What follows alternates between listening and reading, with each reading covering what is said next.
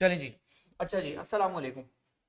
कल की क्लास में हमने लिमिटेड कंपनी के बारे में दो एग्जांपल्स कर ली थी इशूएंस ऑफ शेयर से रिलेटेड। लेकिन आज हम क्लास में ज़रा कुछ बातों को रिवाइज करके फिर दोबारा से स्टार्ट करेंगे। पहली बात तो ये है कि सर हमारा टॉपिक जो है ना वो है सर, वो है हमारे पास लिमिटेड कंपनी। मैंने कहा सर हमारा जो टॉपिक है वो है सर लिमिटेड कंपनी। और लिमिटेड कंपनी के अंदर सर हमने कुछ बातों को बहुत प्रिसाइसली जो है ना, कुछ बातों को हमने जो है वो इसके अंदर आज देखना है। प्रिसाइज से मेरा मतलब क्या है? प्रिसाइज से मेरा मतलब ये, कल हमने एक बात ये तय कर ली थी कि सर एक शेयर की एक पार वैल्यू होती है। रिमेंबर, एक शेयर है उसकी एक वैल्यू होगी, उसको हम पार वैल्यू बोलते हैं। पार वैल्यू के बाद हमने डिसाइड कर लिया था सर इस कंपनी का एक ऑथराइज शेयर कैपिटल होगा। और सर यही फॉर्मूला हम सर डॉलर इन कैपिटल को यहाँ लिखेंगे आके, और उसको डिवाइड कर देंगे सर हम किससे? उसको हम डिवाइड कर देंगे सर उसी कंपनी के नंबर ऑफ शेयर से। इससे हमें उस कंपनी की क्या मिल जाएगी? इससे उस कंपनी की हमें एक शेयर की रजिस्टर्ड यानी पार वैल्यू यानी नॉमिनल वैल्यू मिल जाएगी। इसको आप नॉमिनल वैल्यू भी कह सकते हैं। आई होप मेरी आवाज सबको आ रही है। Give me thumbs up. क्या मेरी आवाज आ रही है सबको? क्लियर कीजिए। अली जफर, रमीशा, अशर। हाँ, डन। सर इसको हम कहेंगे पार्ट वैल्यू। अच्छा, ये फॉर्मूला हमने बना लिया। अब इस फॉर्मूले के साथ अब हमें मजीद आगे क्वेश्चंस में आगे हमें मजीद काम करना है। तो अब हम सर थोड़ा सा और आगे बात को देखते हैं।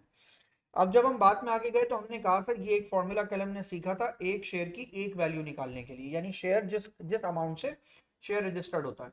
अच्छा, फिर हमने कल दो तरह के शेयर कैपिटल के बारे में बात कर ली थी। एक हमने बात कर ली थी किसकी? एक हमने बात कर ली थी सर ऑथराइज्ड शेयर्ड कैपिटल की। एक हमने बात कर ली थी इस चीज की। दूसरी हमने बात कर ली थी सर, दूसरी हमने बात कर ली थी इशूड शेयर कैपिटल की या पेड अप कैपिटल की। तो आज मैं एक और नाम आपको दे रहा हूं, इशूड शेयर कैपिटल। अब इशूड शेयर कैपिटल क्या होता है? कंपनी ने उसमें से कितना शेयर या कितना कैपिटल जो है वो इशू कर दिया। तो सर यहां हमने ऑथराइज शेयर कैपिटल या इशूड शेयर कैपिटल के ऊपर हमने यहाँ पे बात की। तो सर यहाँ पे आके सर लिख लीजिए जरा इसको, आगे बढ़ते हैं।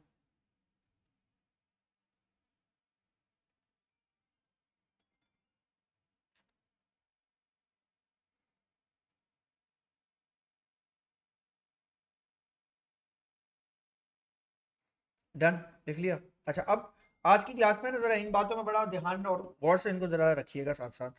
आज मैं स्टार्ट ले रहा हूँ सर दोबारा से कल वाली बात से। जरा तीन चार ट्रांजैक्शंस करते हैं, कुछ बात को समझते हैं और फिर सर आगे बढ़ते हैं। सर आज भी हम कुछ ट्रांजैक्शंस करने जाएंगे। कल हमने दो एग्जांपल्स ली थी, तो आपके लिए बेसिकली आपके लिए आज की पहली, लेकिन कल से अगर आप कंटिन्यू करेंगे तो आपकी तीसरी एग्जाम्पल है। सही है? तो कल वाली एग्जाम्पल को तो लेकिन मैं नहीं कर रहा, आज के लिहाज से मैं वन लिख रहा हूँ, आप अपने लिहाज से थर्ड लिख लीजिएगा, वहां से स्टार्ट लीजिए। तो transaction one for me for today. अब उसके अंदर मैं सर यहां बात कर रहा हूं सर, मैंने लिखा sir issued 2000 shares of $1 each। issued 2000 shares of $1 each at par। ये वर्ड जो मैं पार को बोल्ड करके लिख रहा हूं, इसको जरा आपने ऐसे ही लिखना है। सर तो कल आपने समझा दी थी ये बात। तो सर ये नंबर ऑफ शेयर्स होते हैं। इन नंबर ऑफ शेयर्स को अगर मैं फॉर्मूले को देखूं तो मैं नंबर ऑफ शेयर्स को ले जाके इस पार्ट वैल्यू से हमेशा क्या कर देता हूं सर? मल्टीप्लाई। है ना? मैं मल्टीप्लाई करता हूं तो मुझे ये पता चल जाता है मेरा कितना अमाउंट आया। क्या मतलब सर? कल वाली एग्जांपल को, सेम एग्जांपल को कंटिन्यू करते हैं सर। लिखूंगा सर मैं यहाँ पे आगे क्या? Bank debit. यहाँ के क्या मैं मेंशन करूंगा सर? यहाँ मैं मेंशन करूंगा sir ordinary share capital credit. इसको यूं भी लिख सकते हैं, ऑर्डिनरी शेयर्ड कैपिटल को मैं यहाँ लाके लिख सकता हूँ सर क्रेडिट। और सर मैं उसके साथ साथ यहाँ पे आपको ये भी बात लिख सकता हूँ कि सर 2000 शेयर्स हैं और एक शेयर की वैल्यू जो है वो $1 है। तो number of shares multiply by par value. तो मैंने यहाँ लिखा sir number of shares multiply by sir उनकी पार वैल्यू। तो सर इसका आंसर मेरे पास कितना बन गया सर? इसका आंसर मेरे पास बन गया सर 2000, और इसका आंसर भी मेरे पास यहाँ पे कितना बन गया सर? 2000। तो बैंक डेबिट और ordinary share capital credit, sir ये एक एंट्री हमने बना ली। कल तक तो सर हमने ये वाली बात जो है ना डिसाइडेड, कल हमने ये वाली बात यहाँ तक पढ़ ली है। मेरी बात समझ में आई? आज की क्लास कहाँ से स्टार्ट हो रही है? अब देखें, आज की क्लास स्टार्ट हो रही है तो बड़ा मैंने स्पेसिफिकली थोड़ा सा रिवीजन करके स्टार्ट ली, कोई वजह होगी। अब जो बात कह रहा हूँ वो सुने। सर कंपनी अगर कुछ टाइम चल जाए, बेहतर हो जाए, कुछ टाइम आगे बढ़ जाए, तो उस कंपनी में ग्रोथ आ जाती है ना उस कंपनी में ग्रोथ। उस कंपनी में जब ग्रोथ हो जाती है, जब वो कंपनी बड़ी हो जाती है, तो सर वो उसके शेयर की वैल्यू भी उस हिसाब से फिर बढ़ती है। यानी सर मतलब क्या हुआ आपका? आज जब आप ट्रांजैक्शन आपके लिहाज से 4 और मेरे लिहाज से 2 पे काम कर रहे हैं, मैंने लिखा सर ट्रांजैक्शन 2। तो ट्रांजैक्शन 2 अब आपको ये बता रही है ट्रांजैक्शन 2 अब आपके सामने दो वैल्यूज रखेगी, एक वैल्यू आपके सामने रखेगी पार वैल्यू और एक आपके सामने वो रखेगी सर उसी कंपनी की फेस या मार्केट वैल्यू, सर वो लिखेगी उसकी मार्केट वैल्यू। फर्ज करें मैं मार्केट वैल्यू 2 कर देता हूँ। कैसे सर? एक कंपनी जो $1 के शेयर से रजिस्टर्ड हुई है, लेकिन अब चूंकि वो मार्केट में काफी अरसे से चल चुकी है और उसकी बहुत अच्छी वैल्यू है, या आप ये कह सकते हैं उसके एसेट्स की वैल्यू बढ़ गई है और उसकी इक्विटी बढ़ गई है, तो आप ये कह सकते हैं सर जब मेरी इक्विटी बढ़ गई है तो कुछ टाइम बाद मेरे एसेट्स, मैंने एक लैंड खरीदा था 2 करोड़ का, वो 10 करोड़ का हो गया लैंड। और मैं कहूंगा अगर मैंने 10 करोड़ का एक लैंड खरीदा था वो 50 करोड़ का हो गया, तो मेरे एसेट की वैल्यू बढ़ गई। एसेट की बढ़ गई तो मेरे इक्विटी की वैल्यू भी बढ़ गई। जब मेरा इक्विटी बढ़ गया तो सर जवाब दीजिए, इवेंचुअली वो कंपनी स्ट्रांग होती गई तो उसका एक शेयर की वैल्यू भी क्या होती गई? बढ़ती गई। तो इस वक्त उस कंपनी की जो मार्केट वैल्यू है ना सर, इस कंपनी की मार्केट वैल्यू जो है वो है सर $2, यानी कंपनी रजिस्टर्ड हुई थी $1 से, आज $2 पे पहुंच गई है। अब ये कंपनी शेयर इशू करने जा रही है, ये कंपनी शेयर इशू करने जा रही है तो हम लिखेंगे इशूड। ये अलग कंपनी है, ट्रांजैक्शन हर ट्रांजैक्शन एक दूसरे से अलग अलग है। सर कंपनी कह रही है मेरे 4000 शेयर इशू हो रहे हैं, issued 4000 shares of $1 each at $2। 4000 share issue करने सर $1 के $2 पर। डन डन, आगे बढ़े। सर सबसे पहले तो ये समझें कि आपकी पार वैल्यू, मैं फिर लिख रहा हूं, आपकी पार वैल्यू 1 और आपकी मार्केट वैल्यू $2 है, सही है बेटा? वैल्यू ज्यादा है या कम? ज्यादा। ज्यादा है तो सर जब ज्यादा है तो इस चीज को आप हमारी अकाउंटिंग की जबान में आप इसका नाम क्या लेंगे? आप इसका नाम लेंगे शेयर प्रीमियम। प्रीमियम कैसे निकलता है? प्रीमियम निकलता है जब आप मार्केट वैल्यू में से पार्ट वैल्यू को क्या कर देते हैं सर? माइनस। बच्चे के जहन में फटाफट एक सवाल आएगा, सर हमेशा ज्यादा होगी? आपके कोर्स में सिर्फ ज्यादा वाली एग्जांपल सर, आपके कोर्स में कम डिस्काउंट शेयर डिस्काउंट है ही नहीं। बात समझ में आई? आपके कोर्स में सिर्फ शेयर प्रीमियम है, डिस्काउंटेड शेयर या शेयर की प्राइस नहीं है। आ रही है बात समझ में? आप हमेशा जब भी सोचें या कुछ भी करें तो आप ये समझ लें पूरे ए लेवल्स में आपको सिर्फ शेयर प्रीमियम पे काम करना है। कॉपी कर लें सर इसको। तो मैंने कहा market value minus par value, आपके पास शेयर प्रीमियम बनेगा। अब सुने सर, तो सर अब इस एंट्री का क्या होगा? जो एंट्री आपने ऊपर लिखी, ये जो एंट्री आपने ऊपर लिखी है, तो हम इस एंट्री को पास कैसे करेंगे? सुने, मैं आपको एक एग्जांपल दे रहा हूँ और एक एग्जांपल से आपको समझ में आएगा कि ये एंट्री आप हमेशा इसी तरह सॉल्व करेंगे। सर मैंने यहाँ के लिखा, सर अब मैं एक एंट्री लिखता हूँ यहाँ पर। मैंने लिखा सर यहाँ पर आके बैंक डेबिट, मैंने यहाँ के लिखा सर शेयर प्रीमियम क्रेडिट, मैंने यहाँ लिखा सर आके ordinary share capital credit. Bank की वैल्यू कितनी है सर? बैंक की वैल्यू आपके पास कितनी आएगी सर? 4000 शेयर्स। अब सुने सर, मल्टीप्लाई बाय आप इसको किससे मल्टीप्लाई करेंगे? 2 से। इतना पैसा आएगा आपके पास सर। लेकिन अब मसला ये, ऑर्डिनरी शेयर कैपिटल कितने से मल्टीप्लाई होगा? याद रखिए हमेशा, पूरी जिंदगी याद रखिए कि सर 4000 शेयर्स को मल्टीप्लाई करेंगे आप किससे? $1 से। सर 1 से क्यों? हमेशा ऑर्डिनरी शेयर कैपिटल हमेशा अपनी कौन सी वैल्यू से मल्टीप्लाई होता है? पार्ट वैल्यू से, कभी भी कोई और वैल्यू से मल्टीप्लाई नहीं होता। और सर शेयर प्रीमियम तो इसका डिफरेंस है, तो मैंने लिखा सर 4000 शेयर्स मल्टीप्लाई बाय आप क्या कर देंगे? $1। तो सर इसका मतलब है आप कुछ एंट्री ऐसे बात कर रहे हैं, फिर आप ये कहना चाह रहे हैं, देखिए मैं ये कहना चाह रहा हूं, बैंक को आप मल्टीप्लाई करेंगे number of shares multiply by क्या? Market value. Ordinary share capital को आप हमेशा मल्टीप्लाई करेंगे नंबर ऑफ शेयर्स, और आप उसको मल्टीप्लाई कर देंगे किसके साथ सर? मार्केट। उसको आप मल्टीप्लाई कर देंगे सर किसके साथ? मैं कहूंगा सर पार्ट वैल्यू के साथ। तो शेयर प्रीमियम हमेशा किससे मल्टीप्लाई होगा? शेयर प्रीमियम मल्टीप्लाई होगा नंबर ऑफ शेयर्स को आप सर मल्टीप्लाई कर देंगे किसके साथ? आप उसको मल्टीप्लाई कर देंगे market value minus part value के साथ, यानी आसान से लफ्ज में आप इसको मल्टीप्लाई कर देंगे किसके साथ? शेयर प्रीमियम के साथ। ये जो मैंने साइड में आपकी एक एंट्री बनाई है, इस एंट्री को हमेशा याद रखिएगा, ये आपको वैल्यूज को हमेशा याद रखवाएगी, राइट? तो सर अमाउंट लिखना शुरू करते हैं। बैंक में कितनी अमाउंट आएगी सर आपके पास? वेरी गुड, बैंक में अमाउंट आएगी सर आपके पास कितनी? बैंक में अमाउंट आएगी सर आपके पास 8000। 4000 इंटू 1 की अमाउंट आपके पास कितनी आएगी सर? 4001 की अमाउंट आएगी सर आपके पास 4000। 4000 इंटू 1 करेंगे तो सर अमाउंट कितनी आ जाएगी सर आपके पास? इसमें आ जाएगी 4000। तो आपके 3 अकाउंट खुल गए। एक अकाउंट किसका आ गया? बैंक का। एक अकाउंट किसका आ गया? शेयर प्रीमियम का। और एक अकाउंट आपके पास किसका आ गया सर? ऑर्डिनरी शेयर कैपिटल का। Sir can you please repeat? अच्छा रिपीट, तो मैं आपको रिपीट कर देता हूँ। पहली बात तो सर ये समझें, जब कंपनी कुछ अरसे अच्छा चल जाती है तो सर उस कंपनी की ग्रोथ की वजह से, उसकी एसेट्स की वैल्यू बढ़ने की वजह से उसकी इक्विटी पे भी फर्क पड़ता है, उसकी इक्विटी भी बढ़ जाती है। इक्विटी बढ़ जाती है तो सर हमारी एक शेयर की प्राइस जो होती है वो ऑटोमेटिकली अप हो जाती है। सर जब हमारे शेयर्स की प्राइस बढ़ती है तो हम उस प्राइस के बढ़ने को प्रीमियम कहते हैं। आपकी पार वैल्यू से जितनी भी वैल्यू बढ़ जाएगी उसको आप बोलेंगे शेयर प्रीमियम। प्रीमियम निकलता कैसे? प्रीमियम निकलता है मार्केट वैल्यू और पार वैल्यू का डिफरेंस ले लें तो आपको शेयर प्रीमियम मिल जाएगा। तो मैंने कहा $1 का शेयर है सर, $2 का आपके पास मार्केट में रखा हुआ है, यानी आप मार्केट में उसको $2 का सेल करते हैं, तो एक कंपनी शेयर इशू करके एक डॉलर वाला शेयर $2 में बेच के $1 का प्रीमियम जनरेट करती है। राइट, बात समझ में आ गई रमीशा? बात क्लियर है? बात समझ में आ गई? डन। अब सुने सर, अब कुछ ट्रांजैक्शंस में आपके हवाले करूंगा ताकि आप मुझे कुछ ट्रांजैक्शंस को ना सॉर्ट करके बताएं। सर मैं यहाँ लिखता जा रहा हूँ, आपने सॉल्व करती जानी है ट्रांजैक्शन। सर आपके लिए आज की ट्रांजैक्शन, मेरे लिए ट्रांजैक्शन 2 है। मैं अब यहाँ पे ट्रांजैक्शन लिखने जा रहा हूँ सर 3। ट्रांजैक्शन 3 आपके लिए जो भी नंबर हो आप वो इंसर्ट कीजिएगा। सर मैं यहाँ लिख रहा हूँ इशूड 50,000 ऑर्डिनरी शेयर्स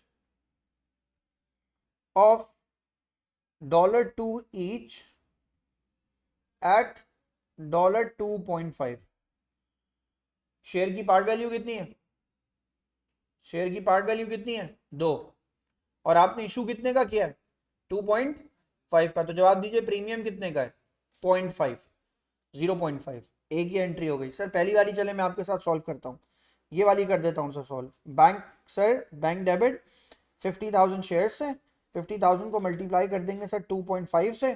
चेक कीजिए सर इसका आंसर आपके पास क्या आता है? इसका आंसर आपके पास आएगा 1,25,000। आई थिंक राइट है ये, ऐसा ही है ना बेटा? मार्केट वैल्यू से मल्टीप्लाई किया, ये मार्केट वैल्यू है इसकी, ये इसकी पार्ट वैल्यू है। सर उसके बाद आप यहाँ क्या लिखेंगे? आप यहाँ के लिखेंगे सर इसके अंदर शेयर प्रीमियम।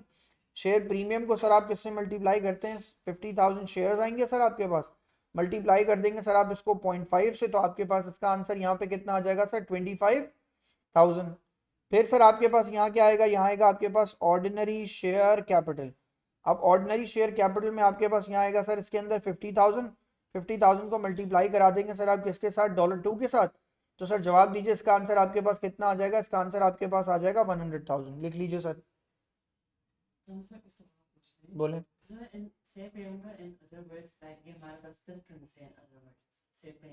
अदर वर्ड्स नहीं, बट ये हमारी जो जब जितने का हम शेयर बेच रहे हैं हम उससे ज़्यादा वैल्यू चार्ज कर रहे हैं जितने का अकाउंट हमारा रजिस्टर्ड है।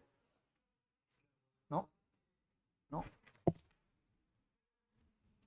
एक्स्ट्रा अमाउंट चार्ज कर, हमारी कंपनी की वैल्यू इतनी स्ट्रांग हो गई है कि हमने जितने से कंपनी रजिस्टर कराई थी आज हम उससे ज़्यादा पैसे जो है ना वो लोगों से ले रहे हैं उससे। लिख लें, लिखिए जल्दी करें, लिख लिया? डन। सर आ जाए उसके बाद सर बात करते हैं ट्रांजैक्शन की एक और। मैंने यहाँ लिखा सर अब आपके पास आएगी ट्रांजैक्शन नंबर 6।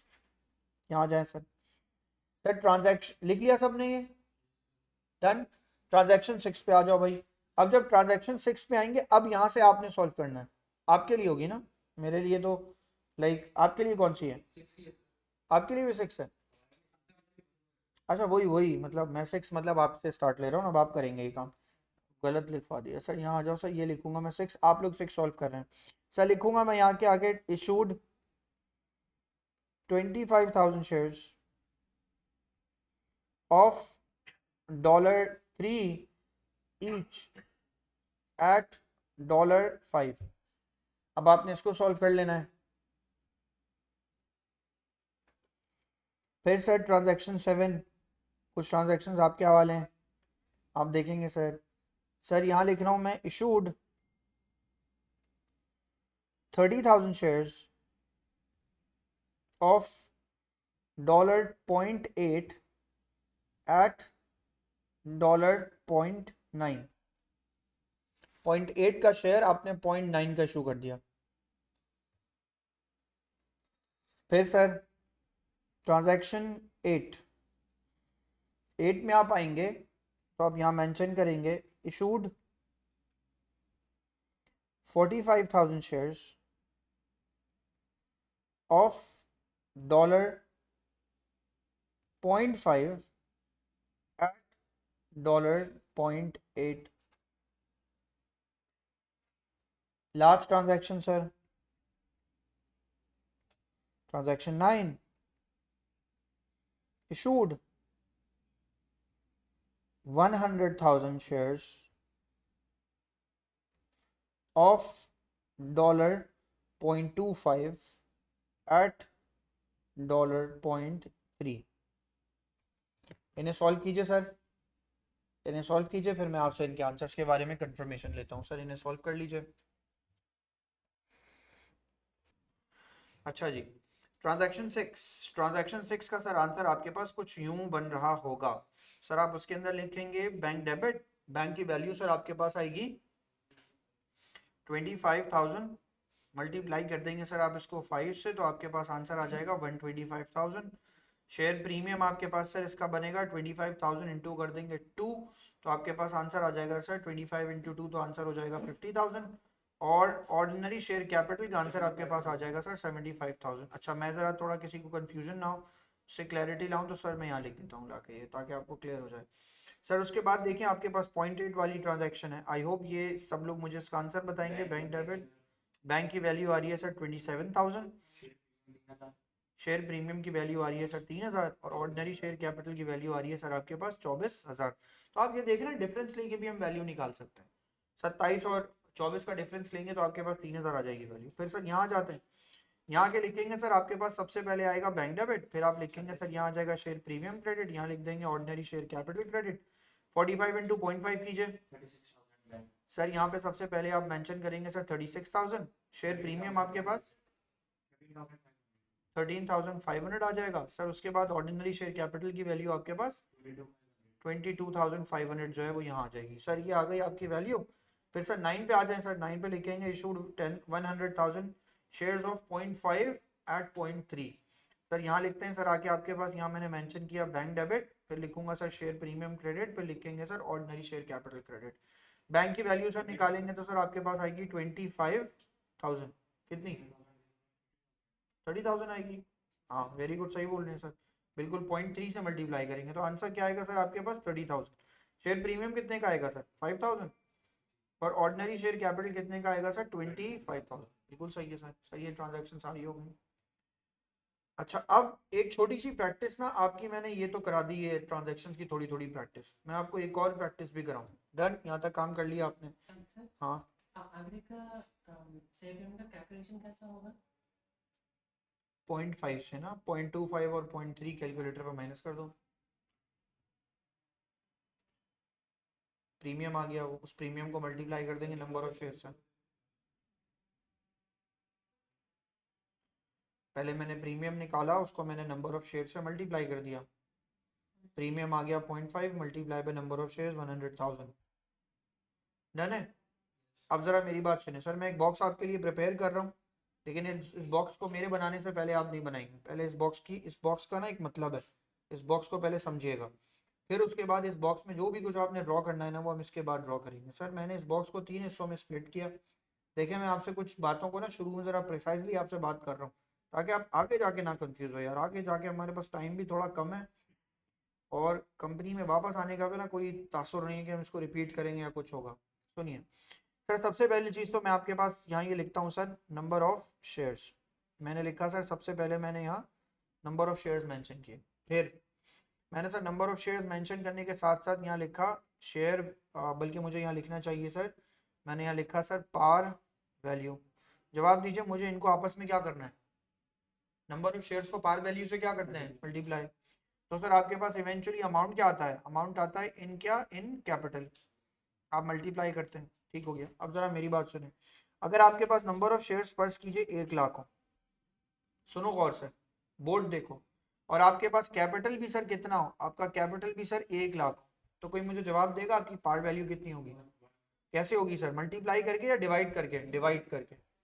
तो सर मैं आपको ना कुछ यहाँ पे, मैं आपको कुछ फिगर्स दे रहा हूँ, जल्दी से टेबल बनाइए, उन फिगर्स को ना आप सॉल्व करेंगे, मैं सॉल्व नहीं करूँगा। तो जल्दी जल्दी मेरे साथ सर ये टेबल बना लीजिए ज़रा, मैं ज़रा देखूँ आप कितने जीनियस हैं। सर मैं यहाँ लिखता हूँ आके, आपके पास कैपिटल की वैल्यू आती है, फर्स्ट कीजिए आपके पास कैपिटल की वैल्यू आती है सर 1,000,000, और आपकी पार वैल्यू जो है ना सर वो है, फर्स्ट कीजिए $5। तो क्या होगा, एक्स फाइंड आउट कर लीजिए। कैपिटल की वैल्यू सर फर्ज कीजिए आपके पास आती है सर 500,000 और सर आपके जो पार्ट वैल्यू है वो है 1। तो देखते हैं क्या होगा नंबर ऑफ शेयर्स, जो एम्प्टी स्पेसेस है उन्हें फिल कीजिए। फिर सर अगर फर्ज करें मैं कहता हूँ आपको आपके 2500,000 शेयर्स हैं और आपकी एक शेयर की वैल्यू जो है वो 2.5 है। तो देखते हैं सर अमाउंट इन कैपिटल क्या निकलता है। फिर सर अगर फर्ज कर लें सर, मैं आपको ये बात बोलता हूँ कि सर अगर फर्ज कीजिए आपके पास 1 मिलियन शेयर्स हैं, 1 मिलियन का अमाउंट है, तो मैं आपसे कहता हूँ और आपके पास 1 मिलियन ही शेयर्स हैं, तो सर जवाब दीजिए अमाउंट क्या निकलता है। फिर सर अगर मैं आपसे कहता हूँ आपके पास 1 मिलियन शेयर्स हैं लेकिन आपका अमाउंट जो है वो सर 500,000 है, या 500,000 शेयर्स है आपका अमाउंट इतना है, तो देखते हैं सर आगे क्या बात आती है।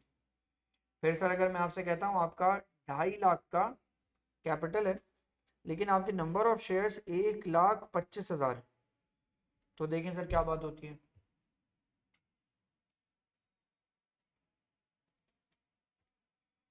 तो देखते हैं सर इसमें क्या बात निकलती है। फिर सर हम्म, फिर सर अगर मैं आपसे बोलूं अगर आपका 500,000 के शेयर्स हैं और आपका कैपिटल सर 2,50,000 का है, तो देखना ये है कि एक शेयर की वैल्यू क्या है। और अगर मैं आपसे बोलूं सर आपके पास 6 लाख का कैपिटल है और आपकी पार वैल्यू जो है वो है $2, तो नंबर ऑफ शेयर्स आपके कितने बनते हैं। ज़रा ये सारी कैलकुलेशन कर लीजिए, फिर साथ साथ इसको सॉल्व करते जाते हैं।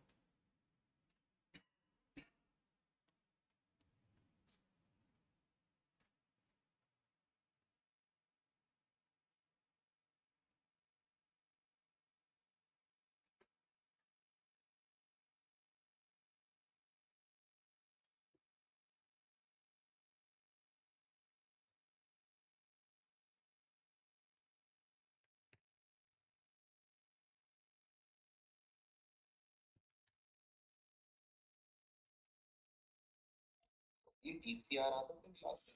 बिल्कुल ये आ सकते हैं, क्यों नहीं आ सकते, आज कल परसों। बस शायद संडे को क्लास हम नहीं ले पाएंगे यहाँ पे, वो हमारी ऑनलाइन होगी क्लास, बाकी आप बिल्कुल आ सकते हैं यहाँ पे, कोई इशू ही नहीं है। Okay okay.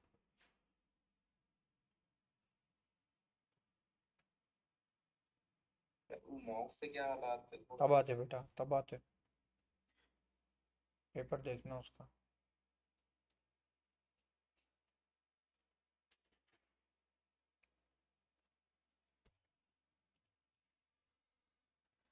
Share premium decrease हो सकता है लेकिन कभी भी अपनी पार वैल्यू से नीचे नहीं जाएगा हमेशा।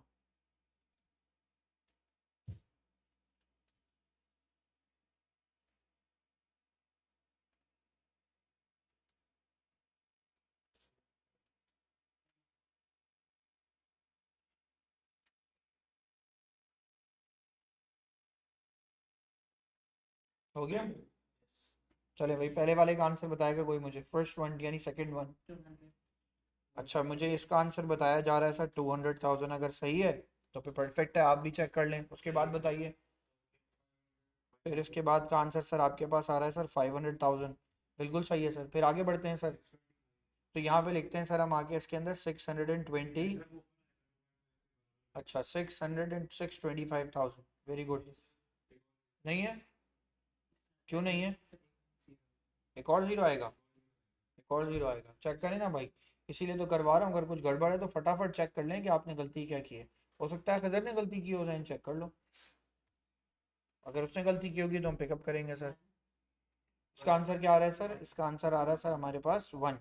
नेक्स्ट का आंसर सर हमारे पास कितना आ रहा है सर 2। उसके बाद नेक्स्ट का आंसर कितना आ रहा है सर 0.05, और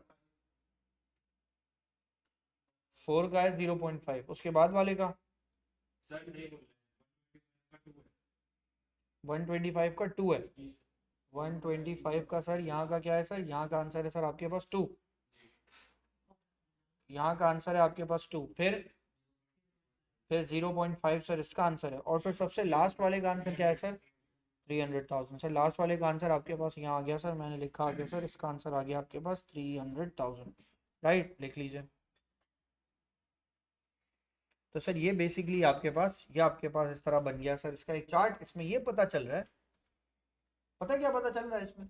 तो सर क्या बात है जो इम्पोर्टेंट है इसमें, ये पता चल रहा है बेटा कि कभी भी पार वैल्यू अगर 1 से डिफरेंट है, कभी भी पार वैल्यू अगर 1 से डिफरेंट है, जहां 5 है वहां ये दोनों डिफरेंट है, और जहां पार वैल्यू 1 है वहां देखो ये सारे के सारे क्या है, same.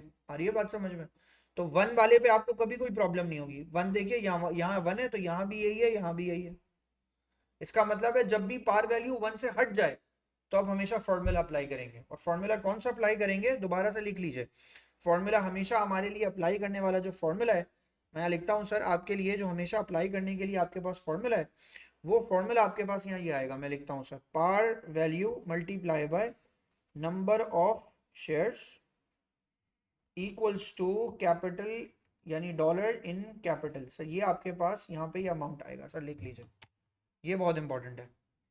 Part value multiply by number of shares, और आपके पास यहाँ पे आ गया डॉलर इन कैपिटल। हाँ बिल्कुल ऐसा ही है, लिख लें सर ये बात। ये जो मैंने लास्ट में बात लिखी है इसको जरूर लिखें, नहीं लिखेंगे तो आप फंसेंगे आगे। ये आपने लिखनी है बात। डन।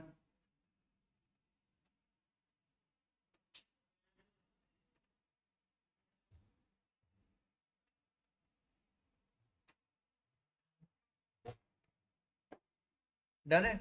अब सर सुने सर, यहाँ तक अब हमने काम कर लिया। अब हमें थोड़ा सा ना, अब इवेंचुअली हमें सबसे अच्छा पहले तो मैं आपको यहाँ एक बात गुड न्यूज़ दूँ आपको। आपके कोर्स में अगर मैं आपको 2022 में ये कोर्स पढ़ा रहा होता, अगर मैं कहता भाई ये कोर्स मुझे आपको 2022 में पढ़ाना है, फर्ज करें मैं कहता आपसे कि भाई ये कोर्स मुझे आपको 2022 में पढ़ाना है, तो मेरे लिए अभी थ्योरी में ना अभी एक बहुत बड़ा पार्ट रह गया था। वो क्या था? वो था प्रेफरेंस शेयर कैपिटल। यानी मैं कल ओ लेवल्स वालों को जब ये टॉपिक पढ़ाऊंगा तो मैं उनको प्रेफरेंस शेयर कैपिटल पढ़ाऊंगा, आपको नहीं पढ़ा। क्यों? आपके कोर्स में नहीं, आपके कोर्स में 2025 के एग्जाम में नहीं है। 2025 के एग्जाम तक आपको प्रेफरेंस शेयर कैपिटल से आपकी जान छूटी हुई है, तो आपको प्रेफरेंस शेयर कैपिटल नहीं पढ़ना। प्रेफरेंस शेयर कैपिटल की मजीद फिर 2 और टाइप्स होती हैं, फिर मजीद उसके अंदर और फंक्शंस होते हैं।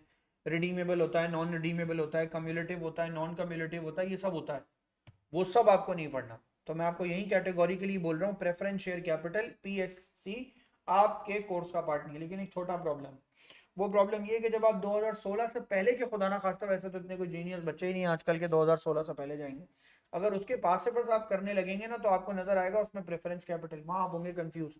तो मैं आपको यही बता रहा हूँ कि प्रेफरेंस शेयर कैपिटल आपके कोर्स का पार्ट नहीं है। मेरी बात समझ में आ गई? चूंकि पार्ट नहीं है तो अब मैं स्किप कर रहा हूँ अपना लेक्चर एक जगह से दूसरी जगह, और मैं आपको डायरेक्ट अब किस पे आ रहा हूँ सुने। सर हमें अब बात करनी है कंपनी की, किसकी? कंपनी की फाइनेंशियल स्टेटमेंट्स की। पहली बात तो ये, कंपनी की फाइनेंशियल स्टेटमेंट का नाम ही डायरेक्टली मैं क्या लिखूंगा सर? मैं नाम लिखूंगा इसका, मेरे साथ साथ हेडिंग डालिए सर, इसका नाम मैं लिखूंगा सर पब्लिश्ड अकाउंट्स। हेडिंग डाल दीजिए सर पब्लिश्ड अकाउंट्स की। आपके कहने का फाइनल बस लॉन्ग चांस है 100% है। पहला क्वेश्चन कंपनी, 30 मार्क्स कंपनी। हाँ दूसरा क्वेश्चन सिंगल एंट्री स्वैप कर जाएगा तो 1। दूसरा क्वेश्चन लिमिटेड कंपनी, बहुत चांस है डेप्रिसिएशन के ऊपर। कुछ नहीं रहता ना, यही तो कमाल है, एएस के पेपर में कुछ बचता नहीं है। लिमिटेड कंपनी पूछेगा वो, पार्टनरशिप चाहे छोड़ दे वो, लिमिटेड कंपनी पूछेगा, सिंगल एंट्री का एक सवाल पूछेगा, डेप्रिसिएशन पूछेगा, और स्ट्रेट, अच्छा सिंगल एंट्री पूछ लिया तो मतलब कंट्रोल अकाउंट भी उसने पूछ लिया। आप एग्जामिनर की भी जो सही समझे, वो ये देख रहा है कि एक ऐसा टॉपिक है जिससे मजीद टॉपिक कवर हो रहे हैं, तो मैं क्यों पूछूं बेसिक टॉपिक। बहुत मेहरबानी हुई ना उसकी, बहुत मेहरबानी हुई। तो सिंगल एंट्री का टॉपिक छोड़ के वो आपको एरर्स एंड सस्पेंस दे देगा, ये मेहरबानी है उसकी, वो आपका टाइम बचाएगा। वो देखेगा बच्चा एक एंट्री लिखेगा और आगे बढ़ जाएगा। 15 मिनट का क्वेश्चन है, 7-8 मिनट में हो सकता है अगर आता हो तो हो सकता है वो आपको पहला क्वेश्चन लिमिटेड कंपनी दे दे, दूसरा क्वेश्चन वो आपको क्या दे दे उसके साथ? सस्पेंस, एरर्स एंड सस्पेंस, और फिर आपको थर्ड क्वेश्चन में वो या तो रेशोज दे दे, रेशो नहीं देगा वो डेप्रिसिएशन देगा, मैं बोल रहा हूँ। और फिर लास्ट क्वेश्चन, मेरी ऑब्जर्वेशन ये है कि इस दफ़ा एब्जॉर्प्शन के कम और मार्जिनल के बहुत ज़्यादा चांसेस हैं आने के। मार्जिनल कॉस्टिंग आएगी आपके। सही है खिजर, खिजर हंसने की जरूरत नहीं है, पढ़ो। चलो भाई पब्लिश अकाउंट्स की बात करें। खिजर भाई ना खुद को करें। चलें सर यहाँ से स्टार्ट, रिकॉर्ड भी हो गया खिजर भाई, सालों तक लोगों को याद रहेंगे। सर यहाँ देखिए मेरी बात सुने, जब मैं पब्लिश अकाउंट्स की बात करूंगा ना तो पब्लिश अकाउंट्स का मतलब ये है कि सर मैं कंपनी के सर फाइनल अकाउंट्स की बात कर रहा हूँ। फाइनल अकाउंट्स की सर मैं इसके अंदर बात कर रहा हूँ, ये कंपनी के फाइनल अकाउंट्स हैं। अच्छा, जब मैं कंपनी के फाइनल अकाउंट्स की बात कर रहा हूँ तो सर मैं बेहतर अंदाज में एक बात जो बहुत ही इंपॉर्टेंट बात है उसके बारे में भी यहाँ पे लिखने जा रहा हूँ। जब भी मैं फाइनल अकाउंट्स को बोलूँ या वर्ड में फाइनल अकाउंट्स बोलूँ तो इसका मतलब होता है सर फाइनेंशियल स्टेटमेंट्स। मैंने कहा सर ये मैं कंपनी की फाइनेंशियल स्टेटमेंट्स के बारे में बात कर रहा हूँ। अब आपने कल की क्लास अगर गौर से सुनी हुई हो या आपने कल की क्लास ली हुई हो तो फाइनेंशियल स्टेटमेंट के 5-6 कंपोनेंट्स होते हैं। हमारे कोर्स में 3 है तो हम 3 की बात कर रहे हैं।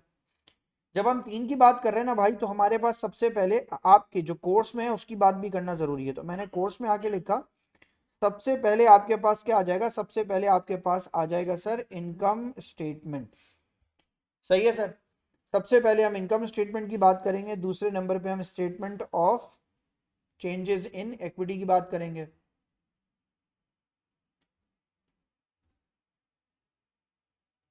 सर ये एलएलसी का ही पार्ट है। जी जी, बिल्कुल ऐसा ही है। पार्ट क्या है, कंपोनेंट है ना। इनकम स्टेटमेंट बनाओगे, statement of changes in equity बनाओगे और फिर स्टेटमेंट ऑफ फाइनेंशियल पोजीशन बनाओगे आखिर में उसकी। थोड़ा यार चैलेंजिंग तो होगा। सबसे पहली बात तो मैं ये बताऊं कि अभी मैंने तुम्हें बोनस इशू राइट इशू तो सिखाया ही नहीं ना। असल तो काम उसमें है सारा। शेयर इशू में 3 तरह के शेयर इशू होते हैं, bonus issue, right issue, issuance of share में अभी हमें उसकी बात भी करनी है। मैं पहले थोड़ा आपको यूज टू तो कर दूं ना इसके लिए। ये टॉपिक जरा सा ऐसा है, थोड़ा पढ़ना होता है फिर थोड़ा समझना होता है, थोड़ा क्वेश्चन सॉल्व करना होता है फिर समझना होता है, फिर आती है बात समझ में। अच्छा, आज हम क्योंकि आज हमारे पास काफ़ी सारा टाइम है तो हम सबसे पहले काम ये करने जा रहे हैं, जो यहाँ देखिए, आज हम थोड़े से फॉर्मेट बनाएंगे बिल्कुल सुकून से। अगर आपके पास स्पेस है, कितना स्पेस है, हाफ से ज़्यादा स्पेस हो तो यूज़ कीजिएगा उस पेज को, हाफ से ज़्यादा हो तो वही पेज सही है, कर परफेक्ट है। जैन का जितना पेज है वो मुझे नज़र आ रहा है वो परफेक्ट है। सर एक हेडिंग डालिए, सबसे पहले हम ज़रा इस कंपनी की ना इनकम स्टेटमेंट के बारे में ज़रा आज थोड़ी सी डिस्कशन करेंगे। मैं पहले ना 2017-18 में ये डिस्कशन इतनी ज़्यादा डिटेल में डेप्थ में नहीं करता था, उस वक्त इतनी इसके ऊपर रिस्ट्रिक्शन नहीं थी। अब ज़रा इसके ऊपर रिस्ट्रिक्शन है कि आपने इसके फॉर्मेट को यूं ही बनाना है। सुने, अच्छा यूं ही बनाना है ना, आप ज़रा सा ना 2 मिनट के लिए ये मेरी बात को तसव्वुर करो। फॉर्मेट बना हुआ है, अब क्या कर लें, अब तो कुछ भी नहीं कर सकते, जैसा एग्जामिनर कहेगा जैन वैसे ही काम करेंगे। अब गौर से सुनो, फॉर्मेट क्या है इसका। इसका बेसिक फॉर्मेट ये है कि आप सबसे पहले यहाँ पे सेल्स लिखते हैं, नहीं, इसका बेसिक फॉर्मेट ये, आप डायरेक्ट यहाँ पे क्या लिखते हैं, आप डायरेक्ट यहाँ पे लिखते हैं रेवेन्यू। अब सुने ध्यान से सब लोग मेरी बात सुनिए, रेवेन्यू का एक बॉक्स बना हुआ होगा आगे वर्किंग में, आप पूरी उस रेवेन्यू की वर्किंग उस बॉक्स में करेंगे, उसमें जो फाइनल वैल्यू होगी वो यहाँ उठा के ले। आ रही है मेरी बात समझ में, आपका टाइम बचेगा। यानी सेल्स माइनस सेल्स रिटर्न करके नहीं लिखना, एक बॉक्स बना हुआ होगा, उस बॉक्स में आप लिखेंगे सेल्स 2 लाख, उसमें आप माइनस कर देंगे सर 10,000, एग्जामिनर समझ में आ जाएगा आपने सेल्स रिटर्न माइनस कर दिया। लिखा होगा, उसकी हेडिंग होगी रेवेन्यू, उस बॉक्स की आगे होगा एक बॉक्स बना। जब आप माइनस कर देंगे तो उसका आंसर आपके पास कितना आ जाएगा, आंसर आ जाएगा 190। वो 190 आप यहाँ प्लेस कर देंगे। मेरी बात समझ में आई। तो आपने फाइनल आंसर उठा के यहाँ पे लेके आने, क्योंकि एग्जाम में टाइम होता है कम और आपको काम ज़्यादा करना है।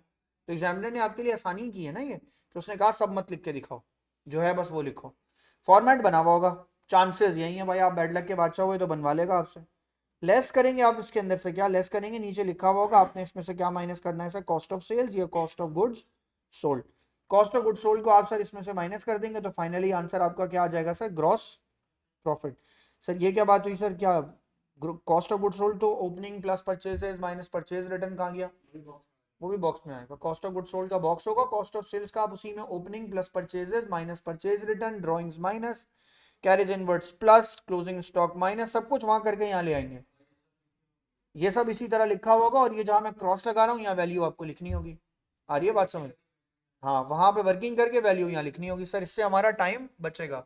तो फिर कॉक्स का भी बॉक्स आएगा ना, यस बिल्कुल आएगा, कॉक्स का बॉक्स आएगा, डन है, लिख लिया। अब सर सुने, उसके बाद सर एज यूजुअल आप जो काम करते हैं वो होगा, यहाँ पे आप क्या लिखते थे, अदर इनकम। तो सर इनकम का बॉक्स होगा, होना चाहिए, इनकम का बॉक्स होगा, आप उसे प्लस कर लेंगे, यहाँ तक वैल्यू आ जाएगी आपके पास। आप चाहें तो उसका टोटल करके लिखें, नहीं चाहें तो नहीं लिखें, क्योंकि इसका कोई नाम आपके पास नहीं होगा। अब सुने, ट्विस्ट यहाँ से स्टार्ट है। ट्विस्ट क्या है, लेस करेंगे आप इसके अंदर से क्या चीज, एक्सपेंसेस। ठीक है। एक्सपेंसेस को आप डिवाइड करेंगे दो हिस्सों में। क्या नाम लिया था खजर ने अभी? एडमिन या एडमिनिस्ट्रेशन एक्सपेंसेस। यहां मैंने लिखा सर एडमिनिस्ट्रेशन एक्सपेंसेस। दूसरी तरफ सर मैंने इसका यहां पे नाम लिया था सेलिंग एंड डिस्ट्रीब्यूशन एक्सपेंसेस। यहां मैंने इसका नाम लिया सर इसके अंदर आके selling and distribution expenses. Sir जवाब दीजिए, एडमिनिस्ट्रेशन एक्सपेंसेस की टोटल वैल्यू क्या है? जो भी होगी वो कहाँ लिखेंगे? पता है कहाँ लिखेंगे? यहाँ लिखेंगे। नहीं सर यहाँ तो नहीं लिख सकते, यहाँ लिखेंगे सर। एक वैल्यू यहाँ लिखेंगे, एक वैल्यू यहाँ लिखेंगे, और यही जगह भी होगी आपके पास।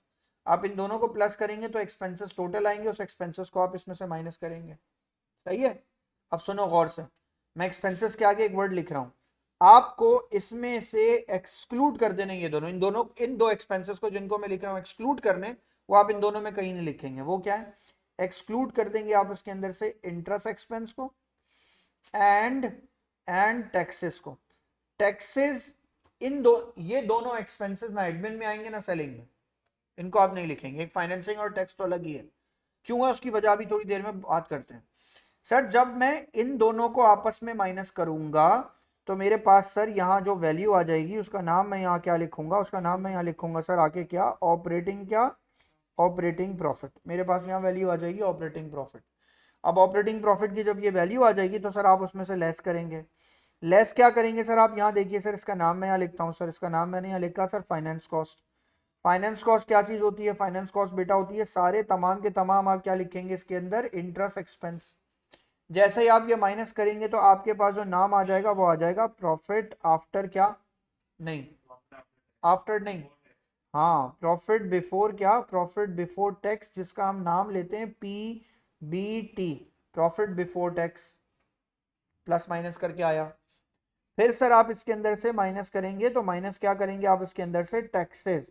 जब आप टैक्सेस माइनस कर देंगे सर इसके अंदर से तो आपके पास फाइनली जो इसका आंसर आएगा उसका नाम आप रखेंगे sir profit for the year. यहां आपके पास आएगा सर ये profit for the year. Jain सवाल पूछो ना सर, ऐसा क्यों है? हाँ लेकिन ऐसा क्यों है? फॉर्मेट ऐसा क्यों है? शेयर होल्डर है एक दुकान वाला, परचून वाला, तो कैसे पता चलेगा ओपनिंग स्टॉक क्या है, प्लस क्या कर रहे हैं परचेजेस, माइनस क्या कर रहे हैं परचेज रिटर्न? वो आपका शेयर होल्डर है। तो जो आपका शेयर होल्डर है उसको आपको साल के आखिर में एक बार ये इनकम स्टेटमेंट दिखानी है। इस इनकम स्टेटमेंट को मैं जितना एक्सपेंड करता जाऊंगा उसके लिए ये उतनी कॉम्प्लिकेटेड होती जाएगी। तो मैं कोशिश कर रहा हूं, या इंटरनेशनल अकाउंटिंग स्टैंडर्ड कोशिश कर रहा है कि उसको सिंप्लीफाई कर दे, आसान कर दे, आसान से आसान कर दे। लोगों को 5-5 साल हो जाते हैं अकाउंटिंग पढ़ते हुए, अकाउंटिंग नहीं आती। जिस बेचारे ने कभी पढ़ी नहीं तो उसको तो आती ही नहीं होगी। उसके लिए कितना मुश्किल है ये पढ़ना, other income reduction in provision for doubtful debt. वो तो पागल हो जाएगा पढ़ के, वो बोलेगा ये क्या चीज होती है। वो बोलेगा कैरिज इनवर्ड्स, सबसे पहले तो ये सोचता रहेगा इनवर्ड्स, कैरिज इनवर्ड्स का मतलब क्या। आप उसको बोलेंगे फ्री टिन, वो भी बोलेगा पता नहीं क्या बोल रहे हैं। परचेजेस माइनस ड्रॉइंग्स, वो भी बोलेगा पता नहीं क्या। तो उन सब चीजों को आसान करके ये बनाई गई इनकम स्टेटमेंट ताकि हर आदमी फाइनेंशियल स्टेटमेंट को पढ़ सके। आ रही है बात समझ में? ये इसका स्पेसिफिक क्यों है बोले? सर लेकिन मैंने अकाउंट्स में आ रहा कि एक चीज आ रहा है डिबेंचर्स का, तो इन दोनों में कौन सा है? डिबेंचर्स तो फाइनेंस कॉस्ट होती है ना। फाइनेंस कॉस्ट का मतलब होता है, डिबेंचर्स का मतलब होता है लोन, उस पर इंटरेस्ट लिया जाता है। वो डिबेंचर पे जो इंटरेस्ट होता है वो आप अपनी फाइनेंसिंग कॉस्ट में लिखेंगे, वो आगे जाके डिबेंचर आएगा। तो लेकिन वो नॉन करंट लाइबिलिटी है। वो क्या है सर? दोबारा बोल रहा हूं मैं, वो नॉन करंट लाइबिलिटी है। उसके बारे में बाद में बात कीजिए। Non current liability balance sheet item है। मैं रिपीट करता हूं सर, ये जो मैंने लिखा, अच्छा किसी ने मुझसे सवाल नहीं किया अभी तक मैं एक्सपेक्ट कर रहा हूं सर इंटरेस्ट और टैक्स को अलग क्यों किया गया। सुने, इंटरेस्ट और टैक्स कंपनी अपने नाम से पे कर रही है। अनलिमिटेड लाइबिलिटी है, लिमिटेड लाइबिलिटी, कल क्या पढ़ा ये लिमिटेड है या अनलिमिटेड है? लिमिटेड है। जब कंपनी की लाइबिलिटी लिमिटेड है तो उस पर इंटरेस्ट भी कौन पे कर रहा है? शेयर होल्डर या कंपनी? कंपनी। तो कंपनी का इंटरेस्ट अलग है। इससे ये भी पता चल रहा है कि कंपनी ने कितना लोन लिया हुआ और उस लोन पे कितना इंटरेस्ट पे करती है। और ये बात समझो, जरूरी चीज है। शेयर होल्डर चाहेगा ये बात पता होना। शेयर होल्डर के लिए बहुत जरूरी है ये पता करना कि ये कंपनी इस वक्त कितने रिस्क पर है, ये अपने प्रॉफिट का कितना हिस्सा इंटरेस्ट में पे करती है। और टैक्स क्या कंपनी पे डिपेंडेंट है या गवर्नमेंट पे? कौन लेता है टैक्स, गवर्नमेंट या कंपनी? तो इस साल कम ले रही है, अगले साल ज्यादा लेगी, तो हो सकता है उसका परसेंटेज चेंज हो जाए। तो जैसे आजकल पाकिस्तान में आप देख रहे हैं, अब चले जाएं किसमें, अब चले जाएं अब यूएस में, याद है ना टैरिफ लग गया वहां पे। तो चीज़ों पे बड़ी परेशानी है लोगों की, अब चीज़ें महंगी होंगी यूएस से जब आएंगी या जाएंगी तो, या यूएस बेचेंगे तो आप महंगी होंगी शायद। तो भाई यूएस ने भी अपना टैरिफ चार्ज कर दिया, अब उसके ऊपर फ्लैट टैरिफ चार्ज किया उन्होंने मुल्कों के लिहाज से। तो सर ये बन गई आपके पास क्या, ये बन गई आपके पास एक इनकम स्टेटमेंट। अच्छा अब आपने करना ये है, चूंकि भाई ये क्लास जो है ये बेसिकली फॉर्मेट बेस्ड क्लास है, तो मैं आपको एक फॉर्मेट जो है ना वो मैं आपके सामने रख रहा हूँ। अच्छा आपने क्या कहा जी, बोले।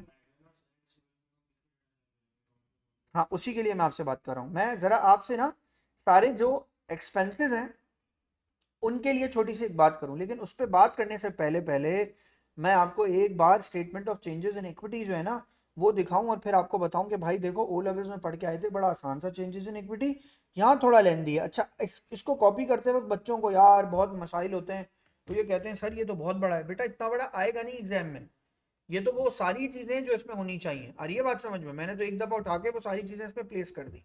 लेकिन सर उस बात को स्टार्ट करने से पहले पहले मैं बात खत्म कर दूं किसकी, पहले मैं बात खत्म करूं सर खिजर भाई की। खिजर भाई ने एक सवाल किया कि सर कुछ एडमिनिस्ट्रेशन एक्सपेंसेस और कुछ sir selling and distribution expenses की बात करके फिर आप हमें वो काम दे दीजिए। तो सर मैं जरा दो लाइनों में यहाँ पे आपको कुछ एक बात बता रहा हूँ, कॉमन सेंस भी यूज होगा और आपका काम भी इसमें। जवाब दीजिए, रेंट सेलिंग एंड डिस्ट्रीब्यूशन है या एडमिन? रेंट क्या चीज है बॉस? एडमिन। सर जवाब दीजिए, इलेक्ट्रिसिटी।